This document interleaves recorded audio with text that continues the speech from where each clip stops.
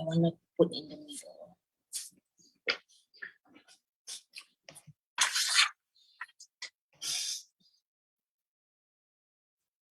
Maksud cikgu tu, I want to put the camera in the middle. You put me in the middle.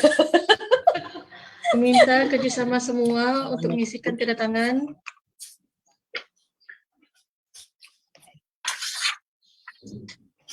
Do I register as well for in the link?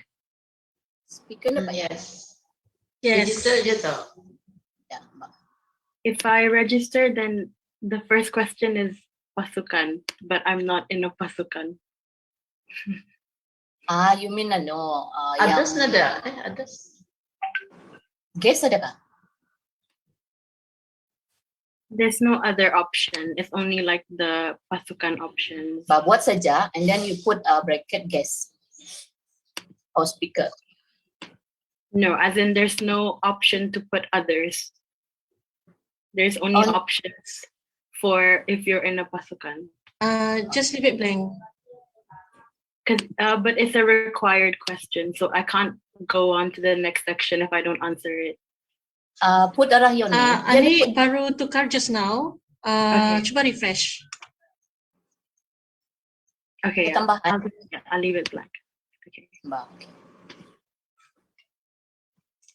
Okay, let's see. Wow, 90 plus sudah. Sepatutnya kalau boleh barangkali all this peserta, can they put in kalau macam kadet tentera KT, kalau depannya tu kali sebelum pasukan. Macam KT, kadet tentera, KP, and pengakap, PP, Pandu Puteri, PPP, bulan sabit merah, PBSM. So easy for us to identify, especially kalau question kan. Can peserta-peserta, pelajar-pelajar yang hadir dalam program ini, can you put in sebelum nama-nama bis kita tu, can you put in nama pasukan? Misalnya kadet tentera, can you put KT Nama sekolah. Misalnya, sekolah apa ya? Because sekarang asking question, kita ni tahu dari mana pasukan itu. Kalau polis, you can put KP. Maksudnya kadet polis. Kalau PBSM, PBSM. Kalau pengakap PP, Pandu Puteri, PPP. Karyawan PSIP. Lagi dari Itu saya.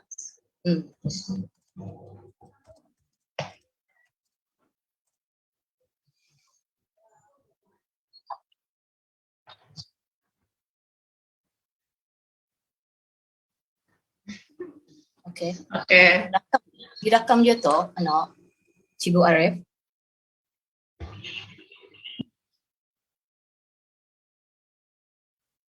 Okay.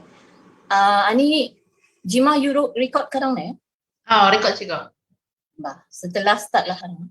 Yes. Okay, we have 100 now. Semua pakai baju uniform? Okay, KT. Alhamdulillah, I'll look through. Ifa Hamizah, can you put depan itu KT, please? Your cadet tentera. Is it nice? KP, okay, right? KP.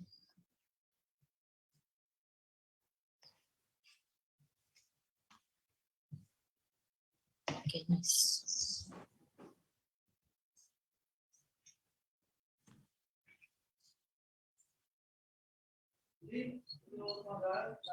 Everyone. Can you put tu lagi registration Majidah on middle screen so everyone will see?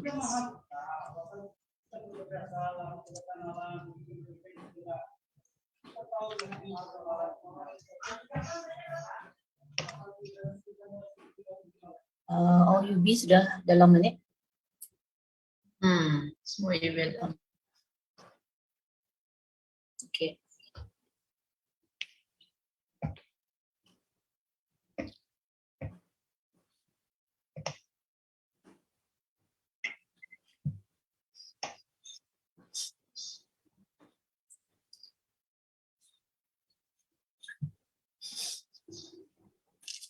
This BSU student atau sudah? Okay.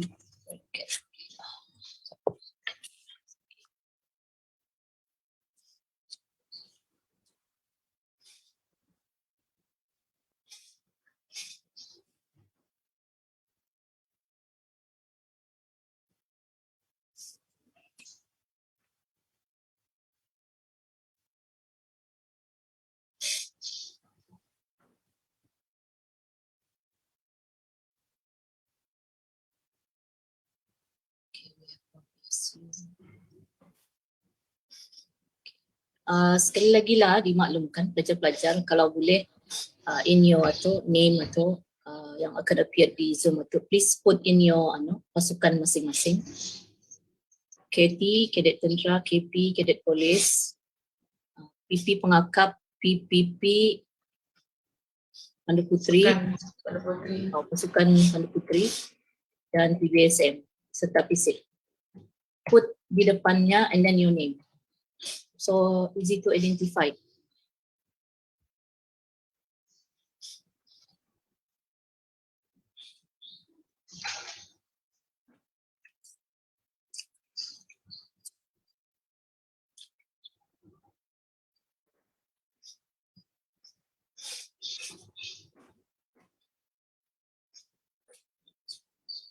We have 4 minutes to go.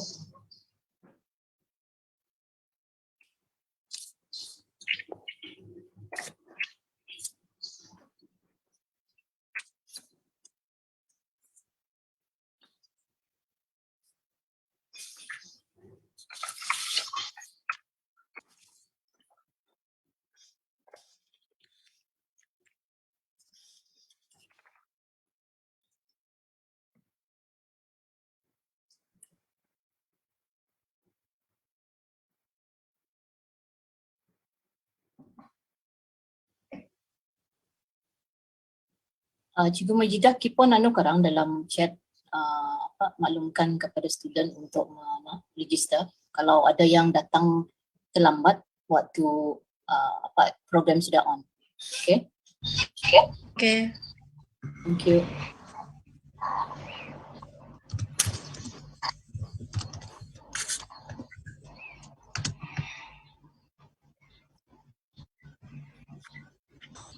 Semua.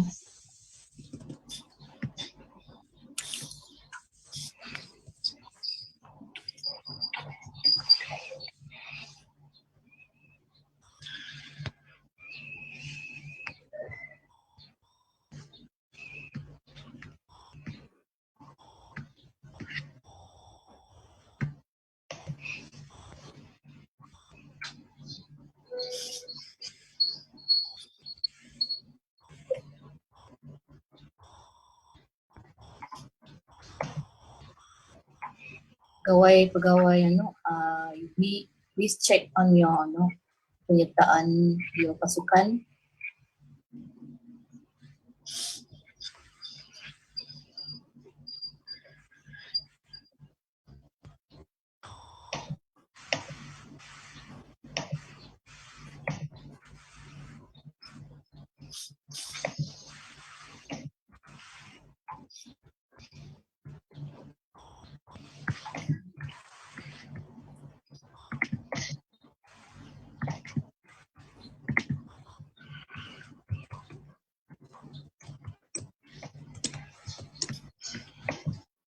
Cikgu Hazimah, can you put Syahirah Malik middle screen so kan melihat.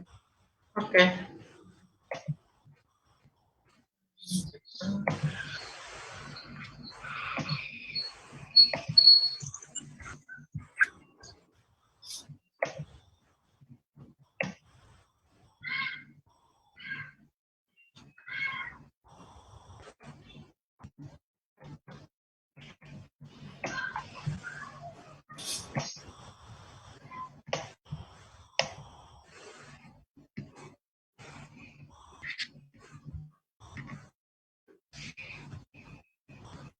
Pukul 4 tadi start ah? Yes, we will start exactly for 1 more minute.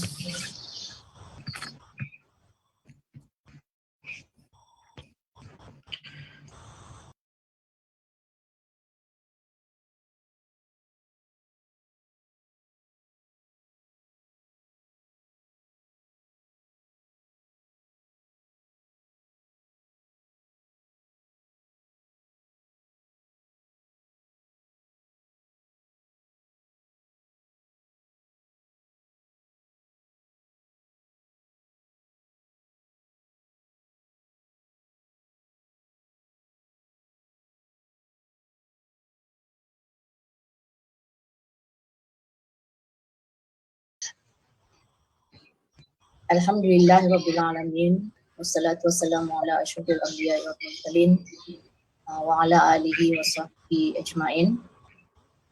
Assalamualaikum warahmatullahi wabarakatuh.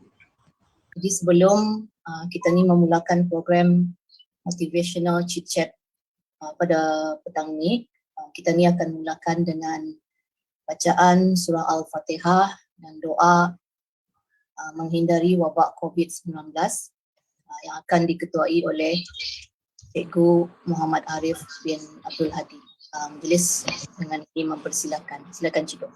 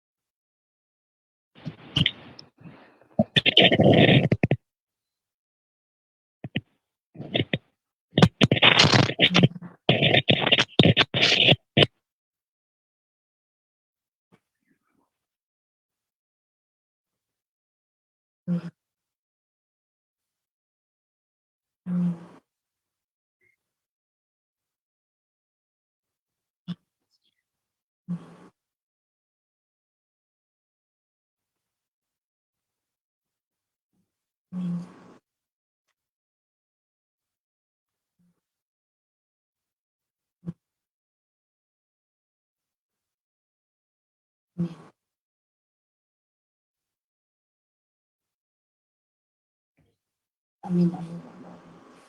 Terima kasih. Amin. Terima kasih kepada Cikgu Muhammad Arif. Yang mulia pegawai-pegawai dari Unit Beruniform dan Perkhidmatan Kemasyarakatan Jabatan Pendidikan Kokurikulum. Yang mulia speaker jemputan kita ni Syahirah Malik. Yang mulia pelajar-pelajar yang dihormati sekalian, dan ada sebahagiannya dari guru-guru Alhamdulillah, selamat datang pada program Motivational Chit Chat yang diadakan pada petang ini ya. Jadi sebelum saya mulakan menyerahkannya kepada speaker jemputan kita ni, saya memperkenalkan diri saya. Saya sendiri Cikgu Hajar Rosdiana binti Hidup selaku Ketua Unit Beruniform dan Perkhidmatan Kemasyarakatan Jabatan Pendidikan Kokurikulum dan selaku penyelaras program Motivational Chit Chat. Alhamdulillah, program Motivational Chit Chat ini dianjurkan oleh Unit Beruniform dan Perkhidmatan Kemasyarakatan Jabatan Pendidikan Kokurikulum pengkhususan untuk 6 pasukan beruniform dan FISIP. Maksudnya di dalam mana ni termasuklah pasukan kadet tentera, pasukan kadet polis, pasukan kadet bomba dan penyelamat, pasukan pandu puteri, pasukan pengakap dan pasukan bulan sabit merah serta pasukan sukarelawan institusi pendidikan. Dan alhamdulillah program Chit Chat ni adalah salah satu pendekatan pendidikan bagi pelajar-pelajar menuntut ilmu yang berbentuk santai dan interaksi, sama juga dengan pendekatan lebih kurang peer learning, di mana diharapkan impak yang diadakan program ini iaitu pelajar-pelajar akan dapat meningkatkan motivasi diri mereka untuk belajar lebih tekun,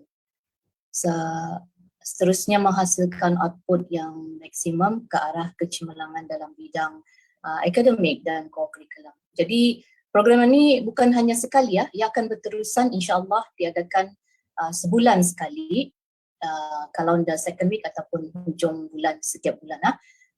Ini adalah salah satu daripada inisiatif jabatan untuk memenuhi aktiviti dalam talian bagi pasukan-pasukan beruniform dan FISIP untuk sama-sama kita ni menyokong kerajaan dalam membendung penularan COVID-19 ya. Ini adalah aktiviti yang dikhususkan untuk pelajar-pelajar meneruskan aktiviti co-curriculum, bukan saja pembelajaran di akademik. Jadi ini diteruskan lagi untuk kegiatan co-curriculum.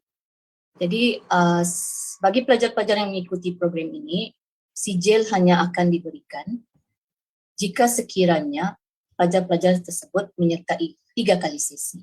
Maksudnya ini sesi pertama, seterusnya adalah sesi-sesi berikutnya hendaklah mengikuti 3 sesi barulah dibagikan sijil. Jadi ini sesi pertama, mungkin sesi kedua boleh ikut lagi, sesi ketiga ikut lagi. Itu syaratnya tu jadi mesti dipenuhi untuk in terms of mendapatkan sijil tersebut. Jadi untuk seterusnya sebelum saya menyerahkan kepada speaker, saya akan jadi untuk pelajar untuk mengadres pegawai-pegawai di sini boleh panggil cikgu dan untuk speaker boleh panggil by name Syahirah. Saya akan memperkenalkan sedikit latar belakang mengenai dengan Syahirah Malik.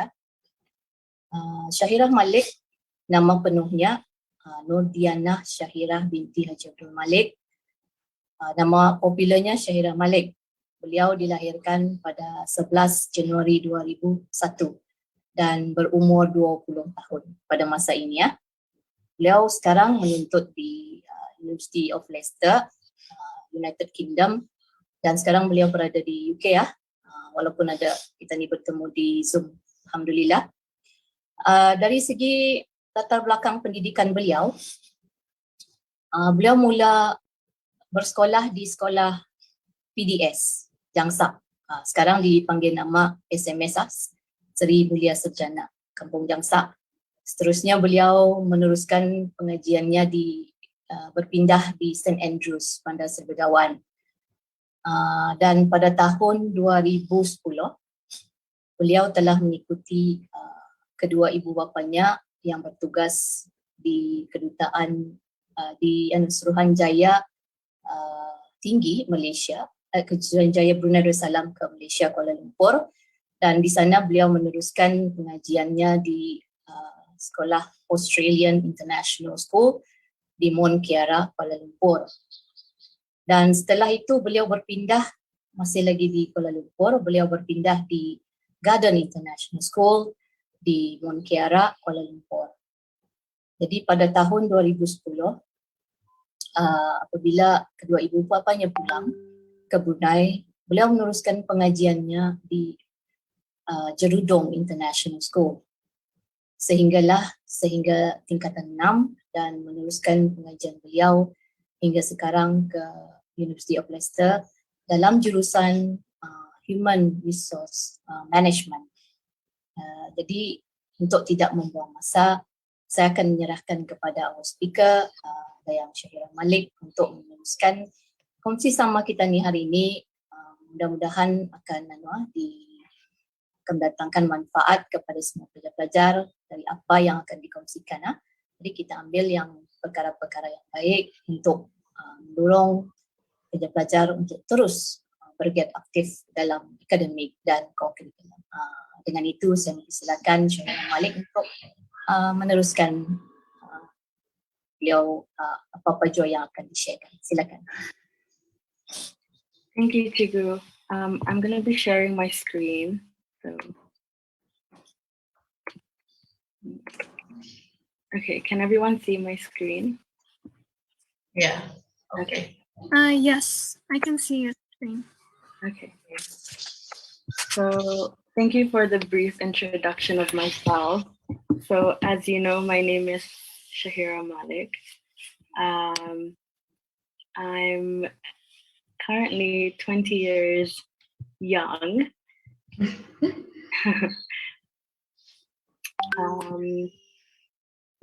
Okay, so before I go any further, I'd just like to thank the CCA department for inviting me today.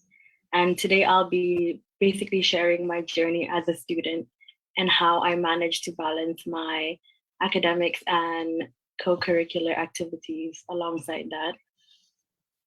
So I'm currently a student at the University of Leicester, majoring in human resource management. I'm in my final year, so I'll be graduating next summer, so around July. These are a few of my hobbies. So I love to travel, I love shopping, and I love to do sports. So these are the three main things that basically keep me happy on the daily basis, except for traveling, since I can't do that now. I just travel around the UK wherever I can. So to me, my education was always important, but it was always so boring to me because I can't focus on just like doing one thing. I need to do many things at once. So education was, although important, but boring for me. So I fulfilled myself in various activities to maintain my education and obviously living my life as a student. So I invested a lot of my time in doing sports alongside my studies. So I started doing sports mainly in GIS, in Jerudong International School, because there was always something to do every week. So I was always up on my feet doing something. So that's when I fell in love with playing netball, playing rugby, badminton, and everything else. So that was where my interest came from, was constantly joining sports in school. So since extracurricular activities was something that I really enjoyed, I'm gonna share a bit of my journey on how I got to where I am today. So it began in year 12 when I first applied to be house captain. So the job included me taking care of students from year 7 to 13 and basically planning events for the house to ensure that integration in the house was strong. So after an interview process, my first ever interview process, I, alhamdulillah, got selected to be house captain. So this was my first ever leadership experience, and honestly, it was where I fell in love with working with people, and it was where I fell in love with communicating with others, with people younger than me, with people older than me, working with teachers. And yeah, so this is also where I started to like human resource, because human resource basically entails working with people, taking care of people, making sure the people you work with are being taken care of in terms of well-being, in terms of where they work, how they are on a daily basis. So that's where I basically chose my course for uni. So after a year of service as house captain, I learned so many things, and I received an award for it at the end of my graduation. So at the end of year 13, when I graduated, I received the Principal's Prize for service to the school. And I'm guessing this prize, to be honest, I don't even know what it's for, but I think it's for my house captaincy during school. So yeah. Oh, sorry. Oh my God. My thing completely skipped. Okay, sorry, technical difficulties.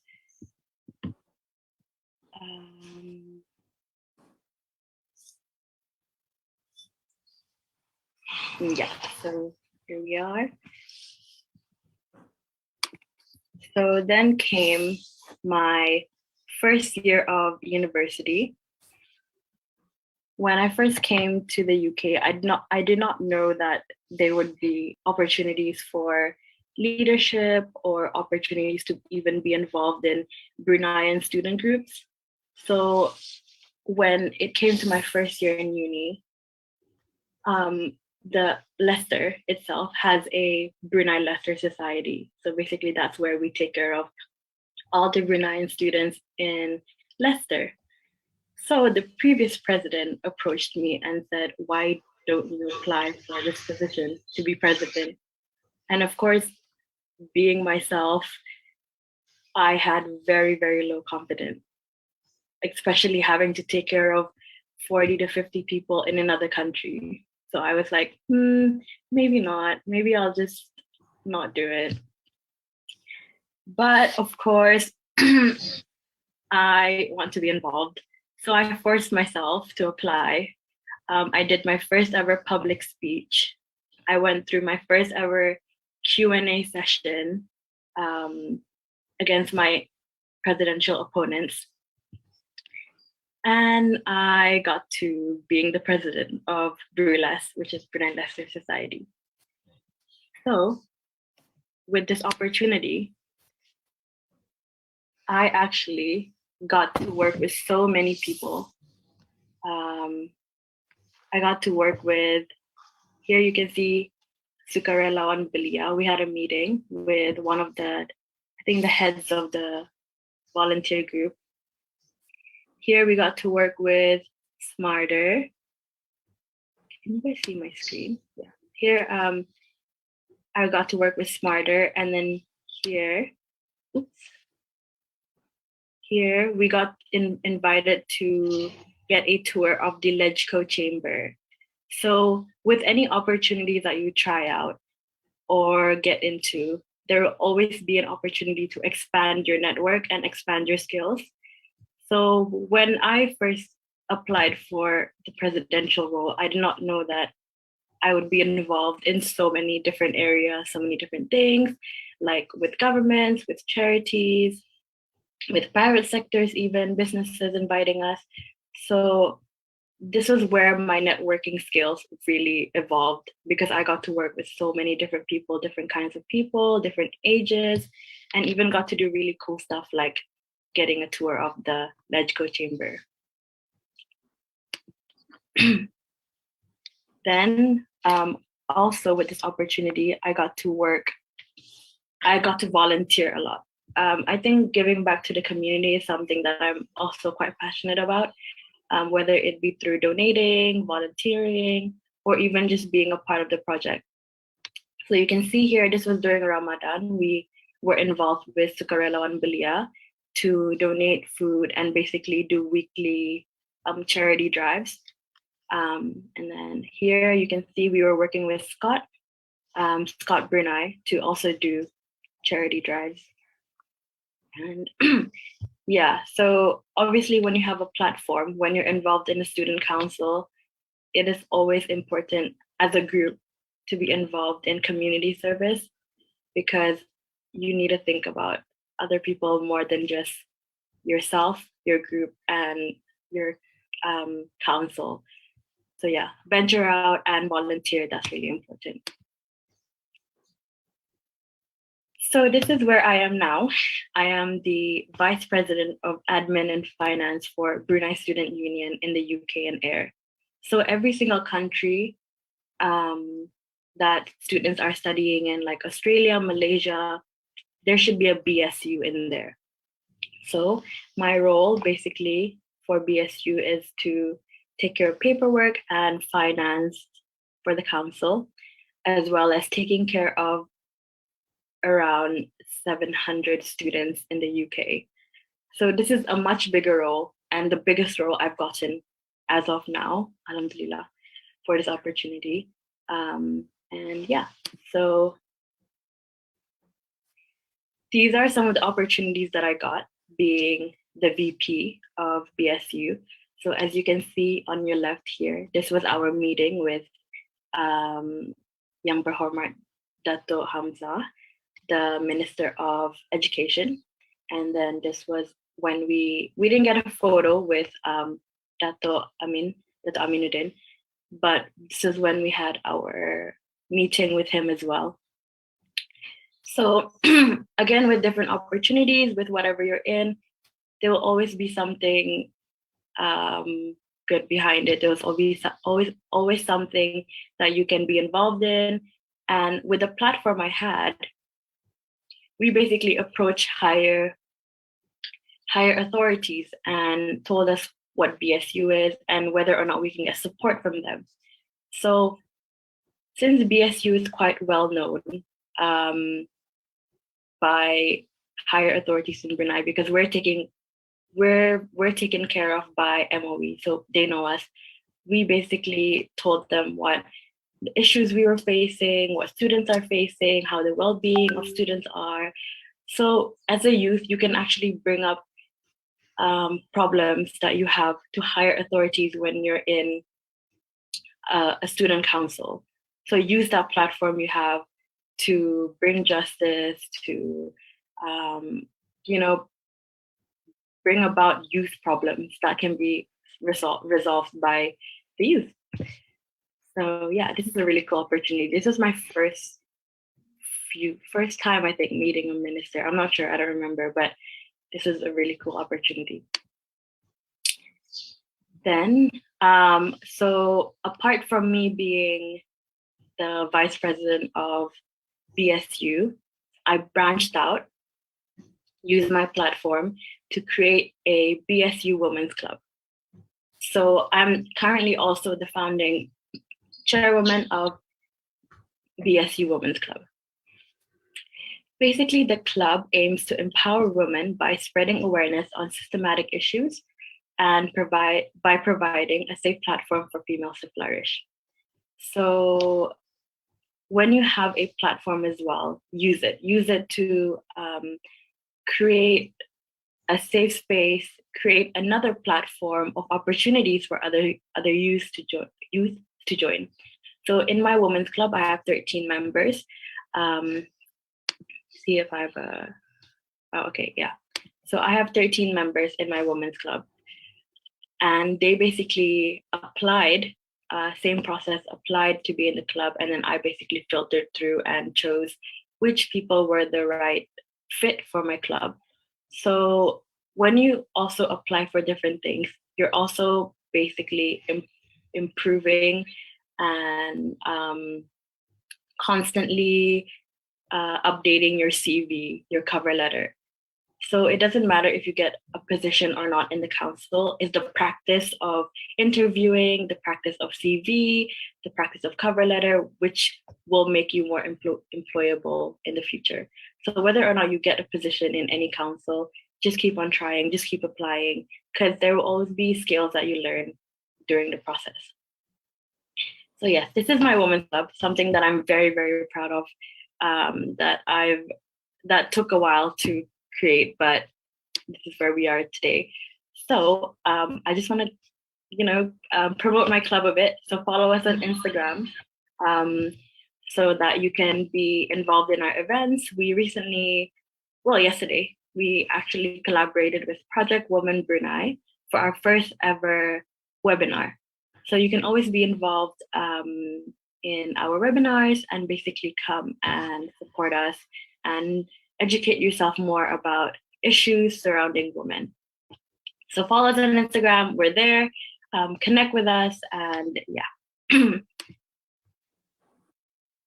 So alongside my BSU ventures, I am also a part of a program called Diplomat for a Day program, which was created by the High Commissioner of Bangladesh and Yang Berhormat Khairunisa.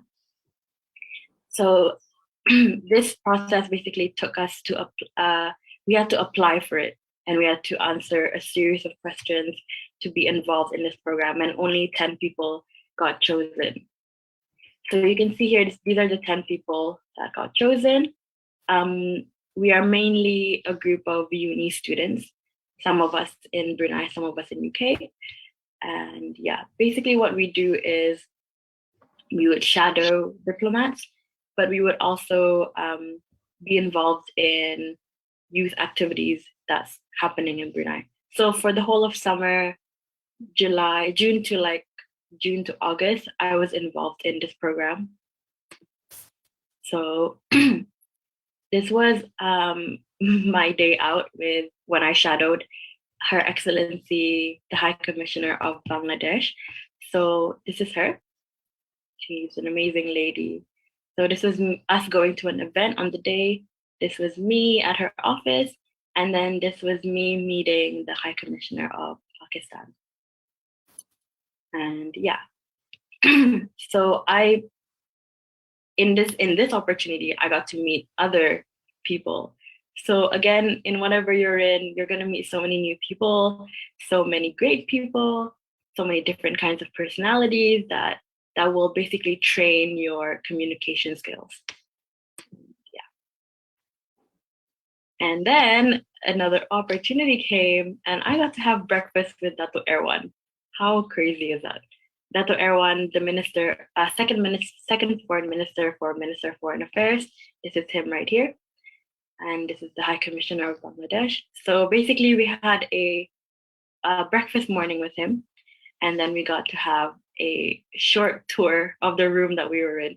So this room that we were in is where he does his meetings, the ASEAN meetings. And yeah, so it was cool to sit down at his place and take photos and, be involved. So yeah, that was us. And then another activity that I was involved in while in this program was a tree planting activity with a High Commissioner of Bangladesh. And we also got to speak to the minister from Ministry of Primary Resources and Tourism. So he was just telling us about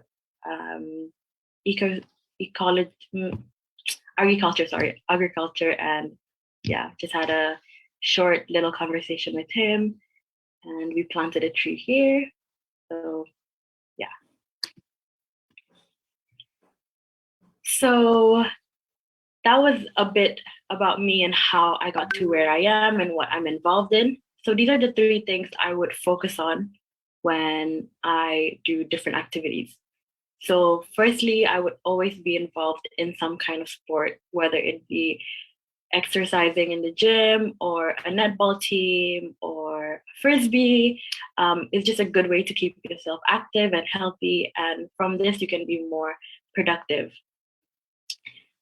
Secondly, always give back to the community. Community service is really important.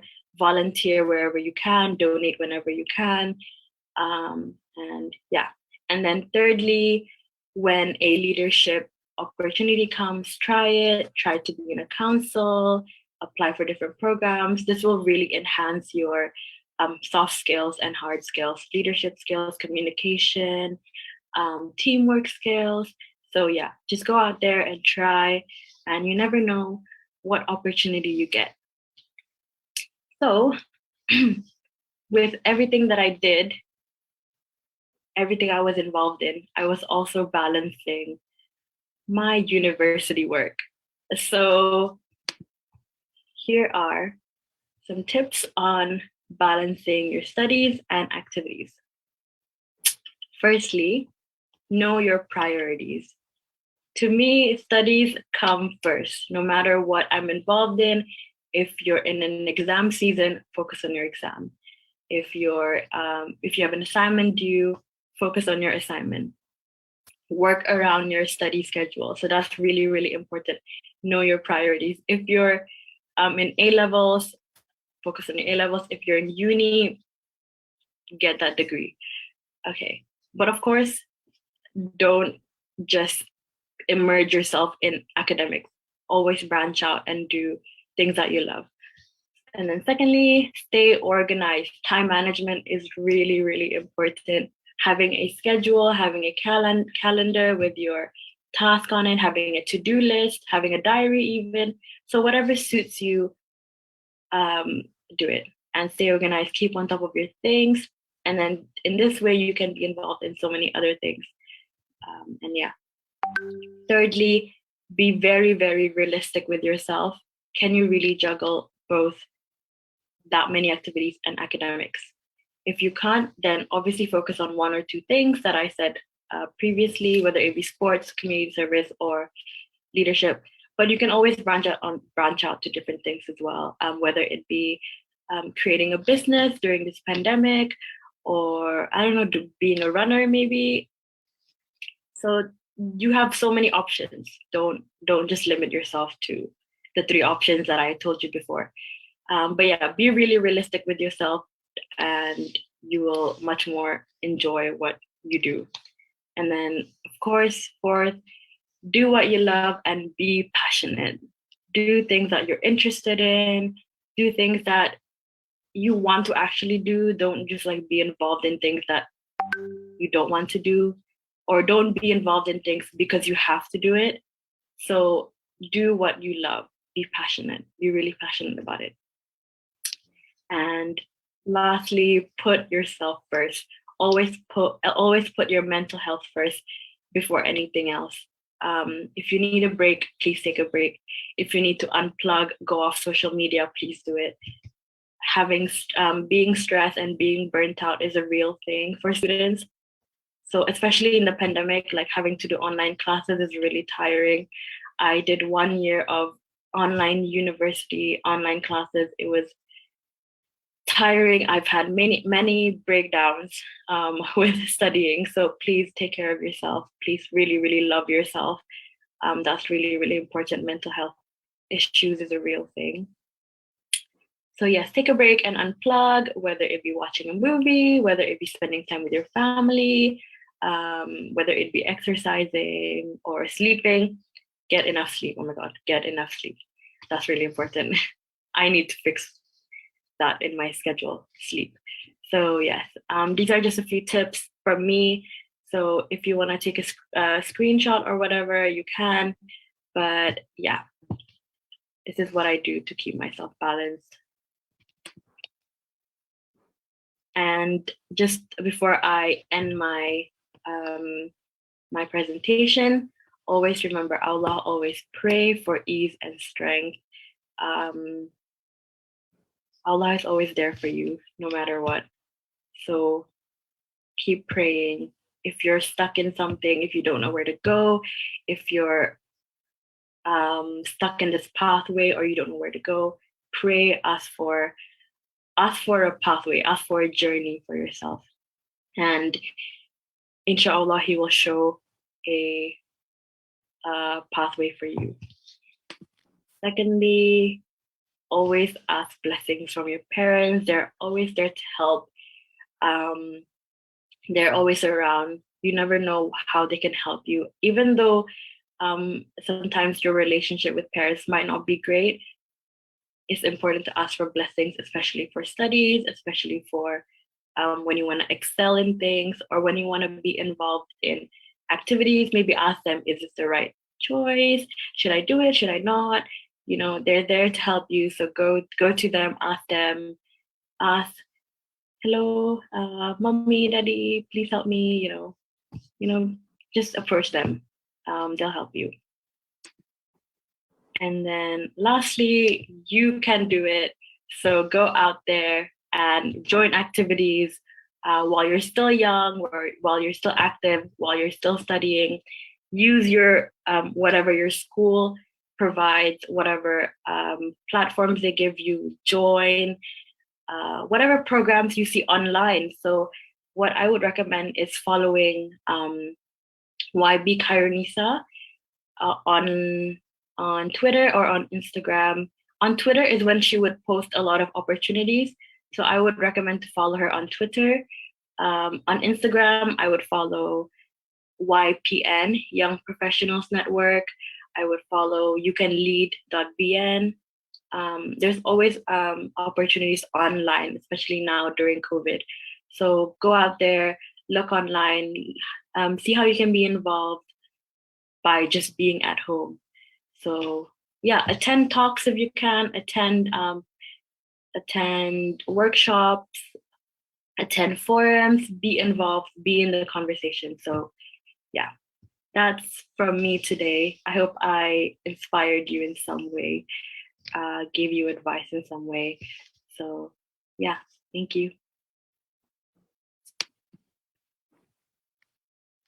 Okay, Alhamdulillah, I think everyone dengar sudah the sharing of from Syahirah Malik.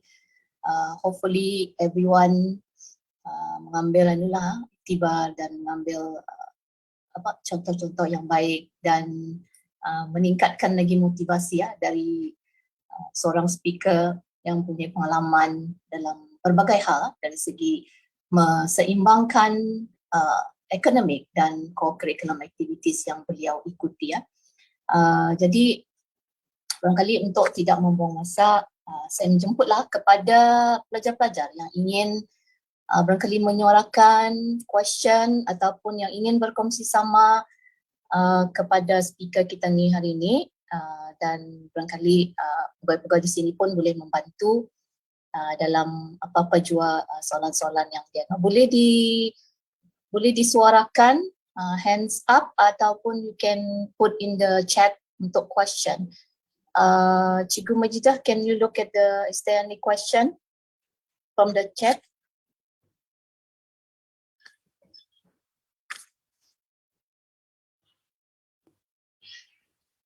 Belum? Itu ada dari KTIPT Umi. Okay. Okay, terima kasih Cikgu. I think Syahirah would prefer to speak in English, right? So I would like to ask a few questions regarding, and really thank you very much for sharing all your journey, for sharing your experiences. It definitely is very inspiring, especially from someone who is probably around the same age as us, especially from IPT. You're a huge inspiration.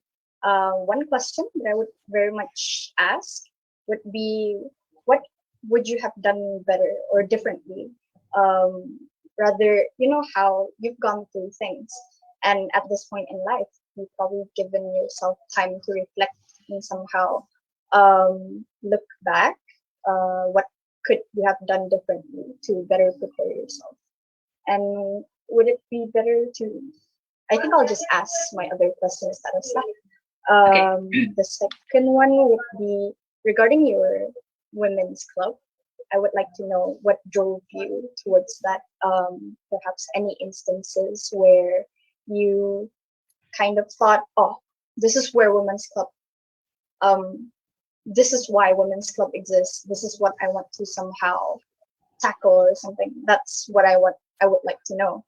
And lastly is that you have mentioned regarding burnt out regarding depression and how students definitely, especially during these time, face those things. So I would like to know what drove you, or somehow how do you pick yourself back up when you face those experiences? Yeah, those are the 3 questions. Okay, so Thank you. okay, let me just quickly remember those 3 questions. So firstly, what would I do differently? I think throughout my journey, I should put myself first more. I think that's one thing I need to do, or I'm still improving in. And basically just like I myself, if I'm not busy, then I don't feel enough. If I'm not doing something, I don't feel enough. So I think I just need to tell myself, or be good to myself and say, you are doing okay and you are doing something. You are enough for yourself. So one thing I would do differently is probably check up on myself and prioritize myself more sometimes. Secondly, for Women's Club. So Women's Club came about, it was a conversation I had with a teacher.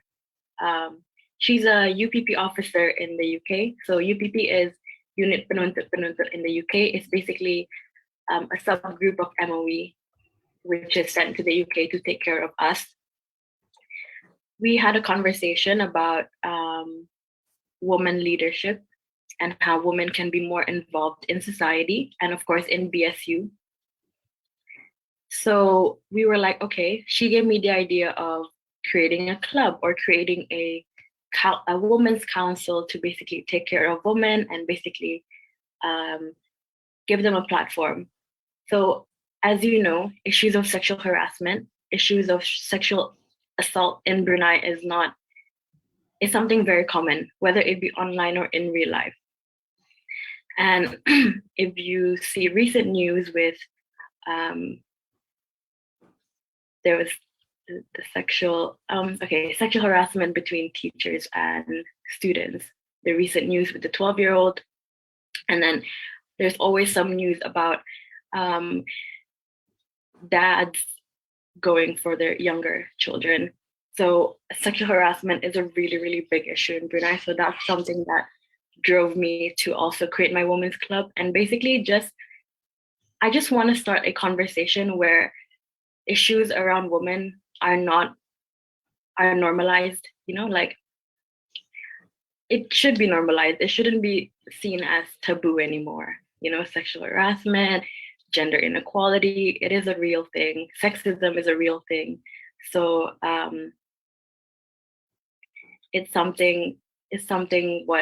but basically that's what driven me to like create my women's club. And then what was the last question? It was something about burnout, right?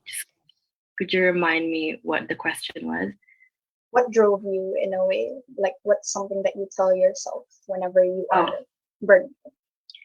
So I experienced major burnout in my second year of university. It was when I was back in Brunei, but I was doing online classes the whole year.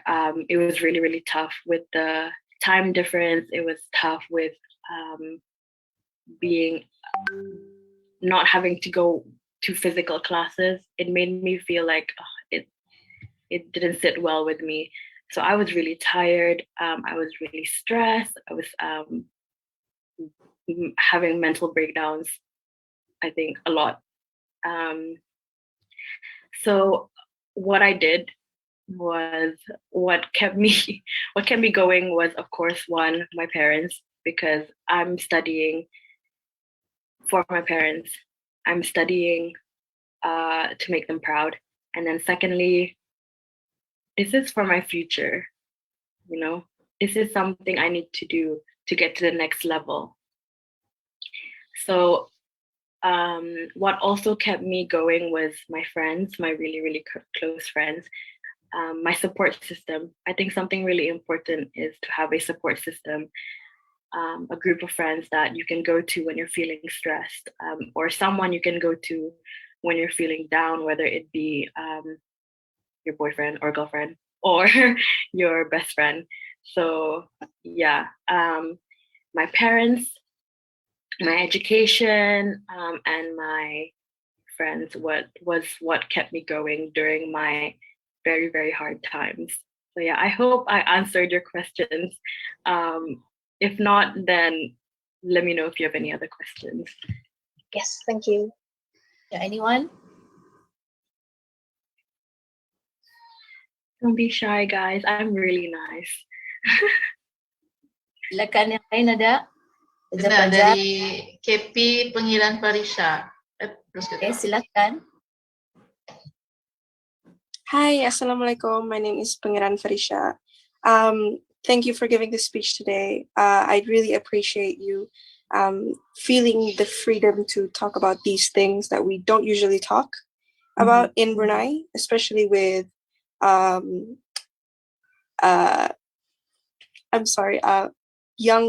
not so young people, as you understand, yeah? Yeah. My question is for you is, what is your take on mental health? Any kind of mental health, and if you have any advice for people who are suffering with any mental illness, what is the one thing you would want them to know? That would be my question.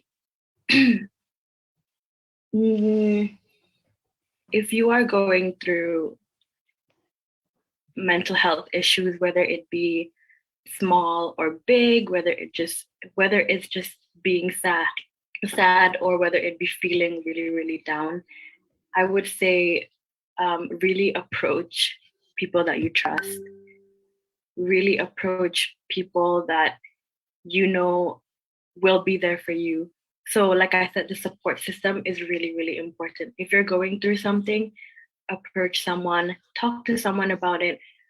Really just give your heart out to someone that will listen to you.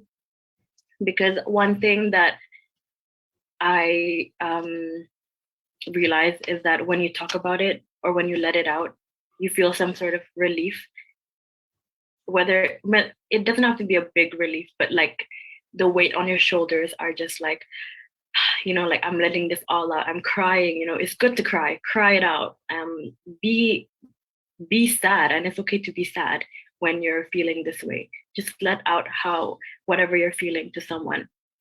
And if you're not comfortable talking to people, obviously check out counselors in your circle or in your school, or if there's any well-being team that can take care of you in MOE, definitely look out for that. Maybe some of the teachers can recommend how students can approach professional help, because some people are not so there's two different types of support system, informal and formal. So if you prefer a much more formal support system like a therapist or a counselor, then definitely go that route. But if you're more of like an informal support system, then obviously approach your parents, approach your friends. I would recommend approaching your friends, because it's something that they would understand. Because sometimes when you approach your parents, the levels of age, it might not be the same. They might not get the way you're feeling. So definitely approach people in your age group, people in your circle. And if you're going through it, just know that there is always someone there for you, no matter what. So reach out, speak out, reach out. Someone will lend a hand, definitely.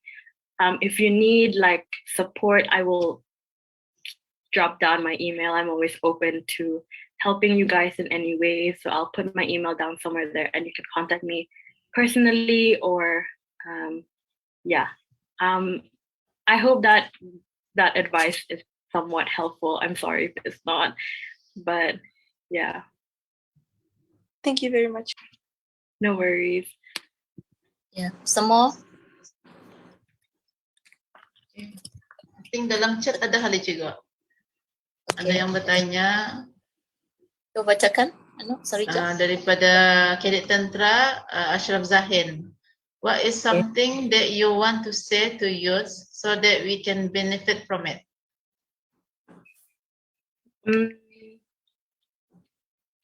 What I want to say I think be involved. Just be involved. Whether it's small or big, you're basically giving an impact to society, giving an impact to youth in Brunei. So so what I would say is any opportunity that you see online or opportunity that's given to you, take it. Obviously, except when you're in exam season, maybe that's not a good idea. But when you have the opportunity, go for it, take it, attend youth events. That's really important because you want to be involved in youth, because the youth development in Brunei is currently progressing. So we want it to progress even more. So with you guys here, still young or still my age, go for it. Go for the opportunities that arise. Yeah. So what I want to say is take the opportunity and you will learn from it. And you can definitely benefit from it in different ways. So yeah. Okay. Ada pelajar ada soalan? Silakan. Ada. Daripada Kitty. Okay, silakan. Okay, silakan. Hello and good afternoon, and thank you for your speech. It was really inspiring. And I have a question, and it's related to organizational groups. So for us in KT, in Cadet Tentra, so we are a team. So we are the leaders in Cadet Tentra. So for the future leaders, if they are given the role to handle a lot of people, just like you're handling about hundreds of students all over the UK. So if you were given the decision to decide on decisions, but however, if there's a group or even like someone that disagrees, how do you handle that? How do you handle the disagreement, and how do you smoothen it out? So that's a question from me. Thank you so much. Thank you. Oh, that's a good question, actually. That's a really good question.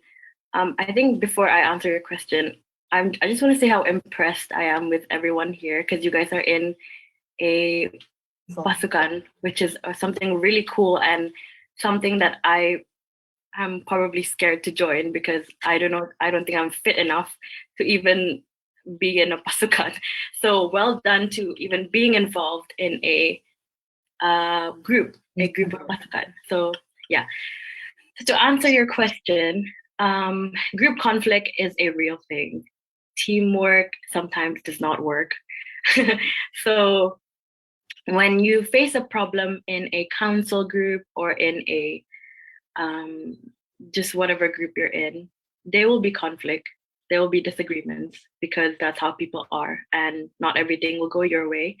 And I've had to learn the hard way. But what I would tell you is, if, let's say, one person disagrees with you, do not react, but respond. So, don't give a reaction. Just take time to listen to why they disagree with you, because you never know. Their idea might be better than yours, or their idea might cooperate with yours. So it might be two ideas into one. So when someone does disagree with you, do not react and say, no, I don't like what you're thinking, or whatever. Just make sure you listen to them and conclude to a agreement that benefits both of you or benefits the group. I think when you're thinking of a decision, really think about your goals. So what is the goal of the group? Is the goal of the group to make sure the well-being of students are okay? Is the decision for that will it really benefit the outcome of your goal? So I think when you're in a group conflict, reflect on the decisions you guys have. Think about the goals that you're trying to achieve, and then 2, be democratic about it. So have people vote on it. So let's say you're stuck on 2 decisions, right? Have a group voting, and majority wins. So it's really hard sometimes to get over group conflict, because I'm also the kind of person that would want it my way, and always my way. But working in groups is something I'm still obviously learning in my journey. But yes, you're in the council or you're in that group to achieve one aim only and one goal only. So don't make your teammates your enemies. You're there to work together to achieve one goal. So when a conflict arises, talk about it, communicate with them. Don't hate them, just talk, conversate about it, and figure out what solution is the best for your goal. So yeah, communication is key. Yeah. Okay. Thank you. Anyone? Other question chat, inside chat. Cikgu Sarija, can you know the question? Okay, daripada apa tu? Jepang. Anyone also can ask in the group, please. Okay, daripada Pasukan Pena Puteri /PSIP. Okay. Akilah, what you usually do for your coping mechanism? Coping mechanism, online shopping. Coping mechanism, when I'm stressed, I like to rewind. I like to turn the lights off and watch a movie. I like to go on my laptop and online shop. I do anything else but study, because that will put more stress on me. But when I'm really trying to cope with things, I try to be alone. I like my alone time. I like to reflect by myself. And sometimes my coping mechanism is just staying in bed and not doing anything. And that's good. That's okay. You can rest, You can just be in bed and not do anything. And that's like a coping mechanism that can benefit everyone, because you're resting and you're also looking after yourself. And you get to watch a movie. And you get to online shop. So that's one thing I do for myself. But really think about what makes you happy and really think about how you can benefit from your coping mechanism. So unwinding, doing yoga maybe, running, jogging. If that's your happy place, then go to it. Spinning used to be my coping mechanism one time. I used to go spinning a lot, like weekly, because I think I was going through a rough patch in my life. It was like during A-levels time. I was going through things, but to compensate for what I was going through, I went spinning. I was just in there, like in the dark, spinning and crying.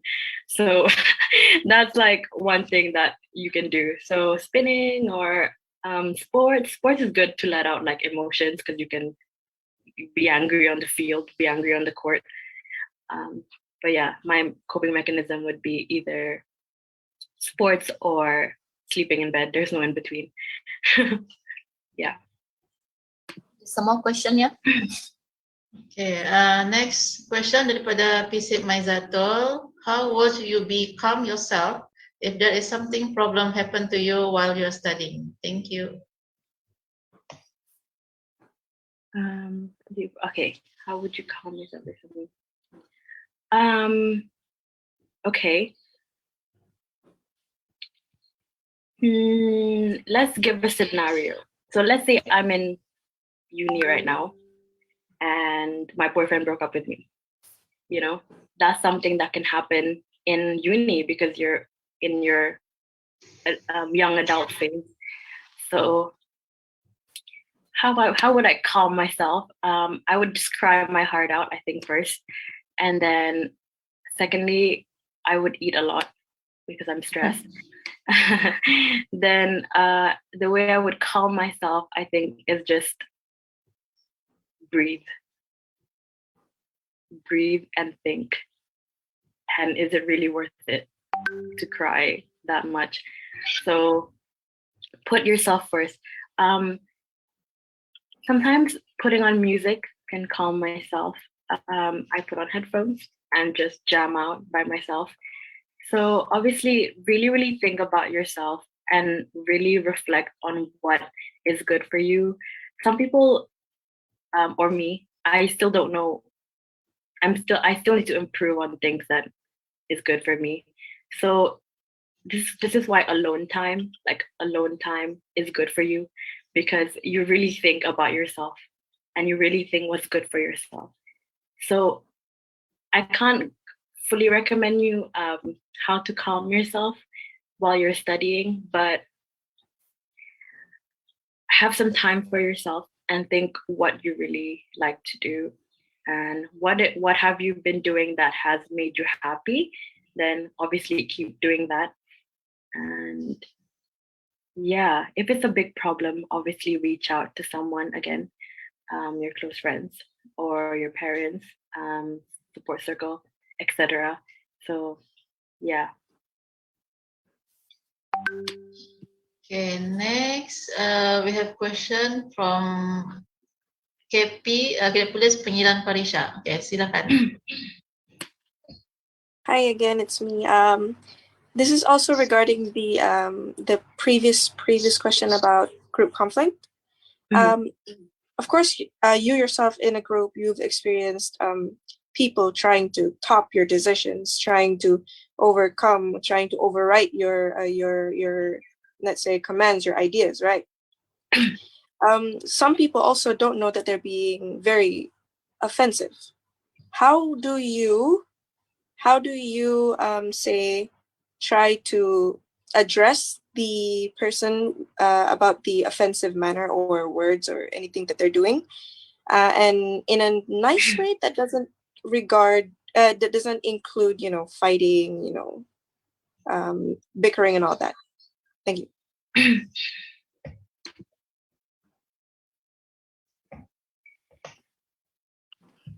Have a response and not a reaction, and educate. So what I mean by this is talk to them, do not react to them. Respond in a way where you look like the bigger person.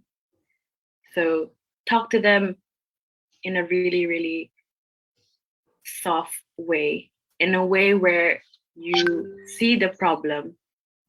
So you tell them, like, I see where you're coming from and I see what you're going through, but this is how I feel. And this is why I think you're da-da-da-da, and you're hurting my feelings because you're being offensive. Again, some people have really high egos,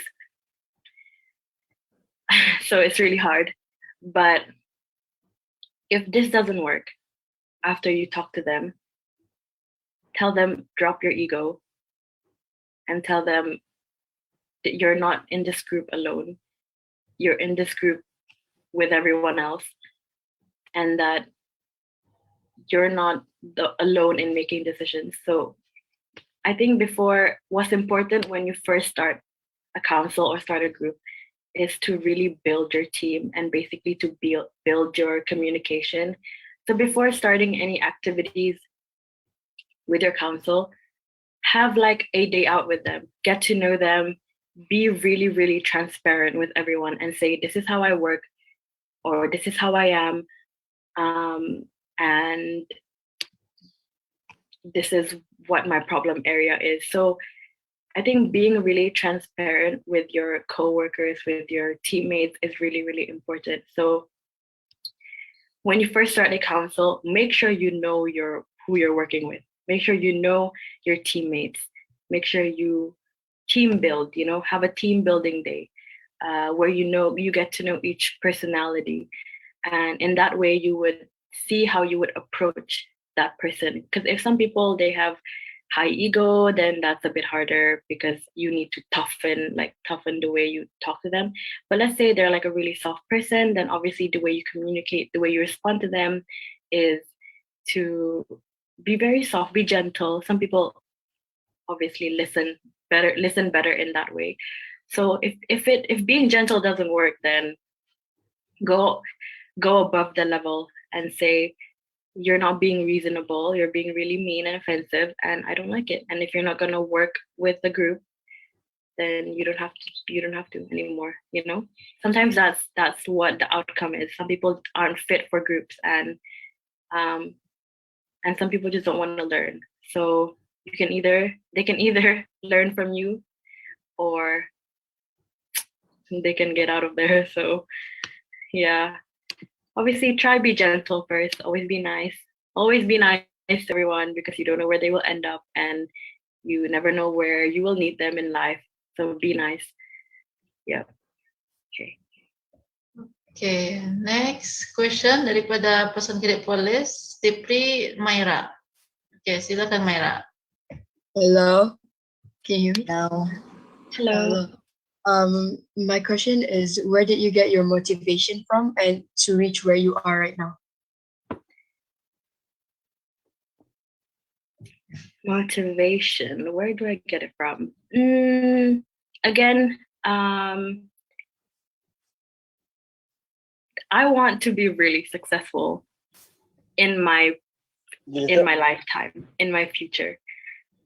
Something that really drives me is being very, very financially stable for myself in the future, and being really rich for myself, that I would be able to like just financially help everyone around me, like my parents, my sister, my siblings. Like, what drives me is my goal to be rich.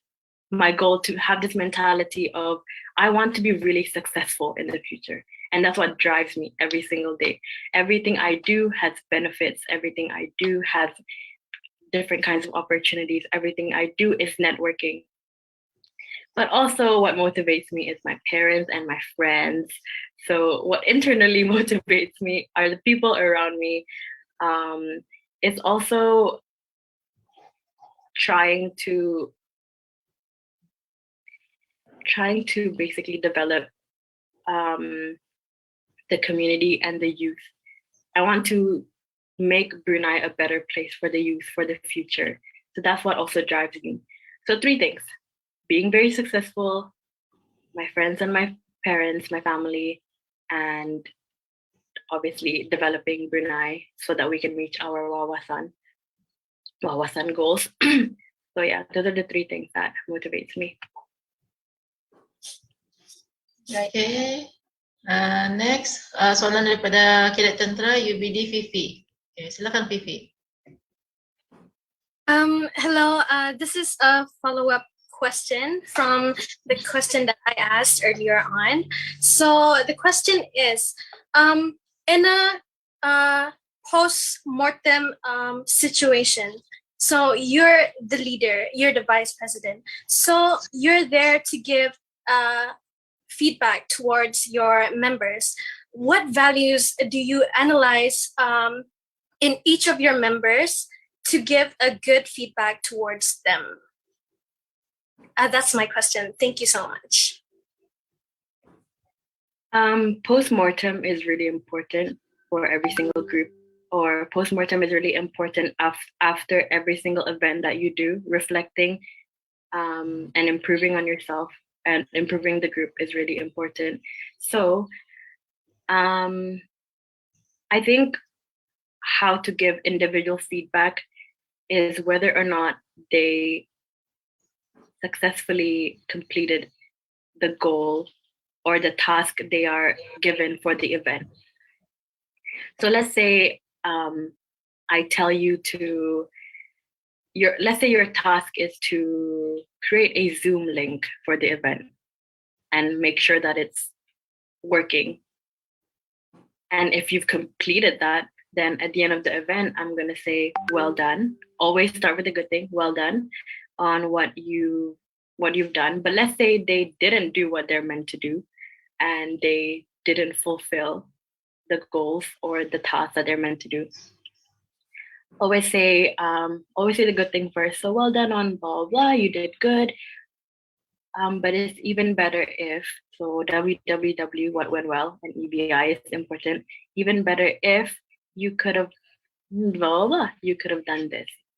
So when you're giving feedback, always, again, be nice and appreciate what they've done for the event. And then you say, but it'll be better if you did this, or it'll be better. Or if you don't want to say it individually, you can say it as a group, like, oh, it would have been better if we did this, you know. So it's not directly to a person. But if you prefer it to a person, then yeah, just be nice and be really encouraging with what they should do next. If not, they won't do it. Yeah. Okay. Dalam chat ada soalan. Okay, tani go to chat Cadet Tentera Suas Ashraf Zahir. Who do you look up to for inspiration? Who do I look up to? Easy answer is my mom. Easy answer. That's the easy answer. But I don't know if you guys know her. Do you know AOC? She's I'll show you guys. This is someone who I look up to. She's a really cool politician in the US. She's this really tough politician, and she fights for what she wants to do. She fights for her people's rights, and she fights men, and that's what I want to do. So this is her. Her name is Alexandria Ocasio-Cortez. This is her. Oh, we can't really see. But she's a politician in the US. Is someone that I follow and someone who I look up to because of her tough exterior and how good she is in like basically fighting for what she wants. And yeah, that's someone I look up to, AOC. She's a politician. Yeah. So if you want to go see her work, follow her on Instagram at AOC, and you can see what she does on the daily. Some more question? Okay, next question daripada PBSM, Shoaib. What did you do when you get sad and stressed, when people talk badly to you to make you down?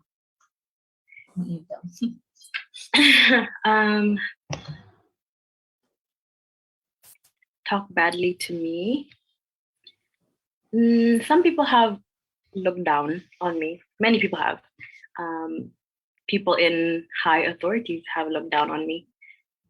But just don't give a reaction and show them what you can do. Don't show them that you're sad, but instead show them through your work.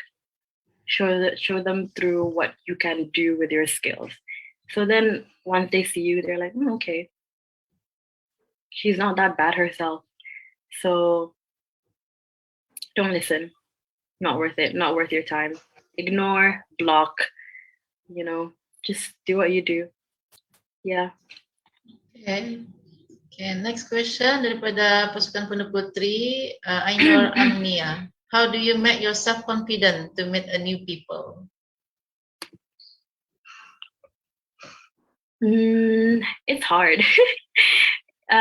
Being confident, sometimes it's an on and off thing for me. Sometimes I'm like, yes, I want to meet new people. Sometimes I'm like, ooh, that's really scary.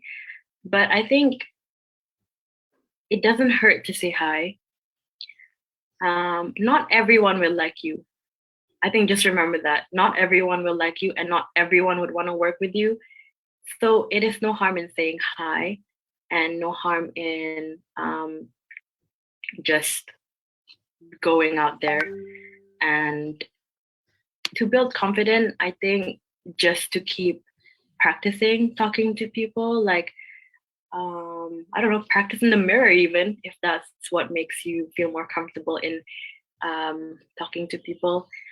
So building confidence is something that will take, to me, took a while. And I'm still trying to be more confident in myself, because sometimes it's hard especially in a different setting. If I'm not comfortable in a setting, then it's harder to be confident. So practice, you can even start at home, talk to your family members, build that confidence in starting conversations, build that conversation in going out and being like, hey, how's your day? Really, really just talk, and then start new topics, new topics that you don't normally talk about. And from that, like, hopefully you're confident in talking to people will just start building. So it takes time, so don't be hard on yourself. Yeah. Okay. Okay, next daripada Cik Sarija, sebelum itu Cik Sarija, we can give 2 minutes more. Sorry ya, soalan-soalan yang tidak terjawab mungkin kemudian mungkin akan dia forward. We will find a way nanti. But we give 2 minutes before we come to our conclusion. So teruskan untuk 2 minit. Okay, last daripada tu pesan kedip polis Stipri Myra. Okay, silakan Myra. The challenges that you have overcome, how did you overcome the challenges? Anything specific you want to ask about my challenges, or just anything? Yeah, just anything. One challenge that I faced, which to me was really big, was when I first started my women's club. And when I proposed the idea of a women's club, a lot of men disagreed with my club. Some thought it was unnecessary. So I faced a lot of rejection in my club proposals, in the idea of my club. So the way I overcame it was to be adaptable to the society I live in, be adaptable to using the right words when promoting my club, using the right words that will benefit both benefit society and the life for women. So I would say the way I overcame it was just to work around the things that challenge you, or fight the challenge that is fighting you. That makes sense.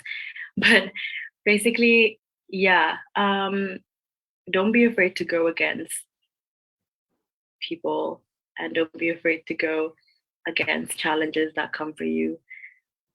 Really, really just be adaptable, be flexible, and go for it. Do what you believe in. Yeah. Okay, we have last question. Oh, Okay, no. last question daripada Kedek Tantra Mahat Islam Brunei. Kasih, silakan. Silakan kasih.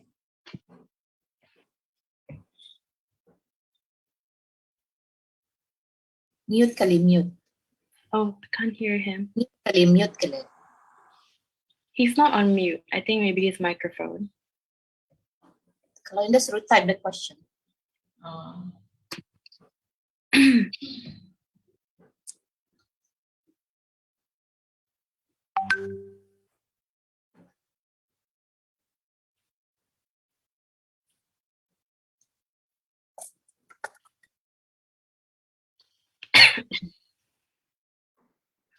Oh, okay. This is his question. Mana question ni? Soalannya, The last one. I have a question. Kata. How to maintain our professionalism and self-respect. Sometimes we had to work with someone that is little bit unpleasant for us, especially when we are leading a team. Thank you, Kasih, for the question. Professionalism is a big thing. It's really, really important to be professional when you're in a group setting or when you're leading a team. You are the example for your people. So again, the quote that that resonates to me is respond but not react. So to be professional is to respond but not react in an angry way or react in a manner that will make you look like, oh, like, you know, make yourself look good, make yourself look like the bigger person when it comes to working with people that are unpleasant. See where they're coming from, and then tell yourself that you're better than this, and that you need to be professional. When it comes to working with people, it can be hard. It can be really hard, but being professional is really, really important. So what I would say is just respond in a really, really nice way. Respond in a way where they don't see it coming, because people just want to see you react. People just want to see you like blow off and be angry at them because they're being this little mean person. But if they're unpleasant to you, don't take it to heart and just say, be honest, be transparent and be honest to them. And that's how you can be professional. If you're calm, they would look at you like, okay, she can handle anything that can happen. You can handle anything that can happen. And people will start respecting you because you can handle anything that comes your way. So to be professional is to be the bigger person and to be, you know, calm and collected. Just look like you have it going. Just look like you have everything good for yourself. So that's what I would say. Okay. Alhamdulillah, barangkali ada so many questions lah. Ada soalan-soalan yang belum dapat dijawab oleh sebab masa kita singkat. I know that I think pelajar-pelajar barangkali they are interested in in getting the answer and question. And it's really good perbincangan, and you spell it out whatever you want to know with our speaker, which is good. But masa kita ni cemburu, mungkin we will find a way nanti untuk meneruskan nanti program ini, insyaAllah in the future. So ada email untuk pertanyaan dan I just put my email there. So let's say you need anything or you need help with being involved in youth programs or youth talks. I can recommend some places you can follow. I can recommend Instagram pages that you can follow. But if you also have more questions, I'm sorry that we can't answer everyone's question, but just email me. Please be professional with your email. Please don't just give me like, you know, funny emails or non-work related emails. So my email is strictly for questions only. And yeah, obviously, if you need anything, reach out to me. Okay, Alhamdulillah. We come to our conclusion. Barangkali sebelum tani menutup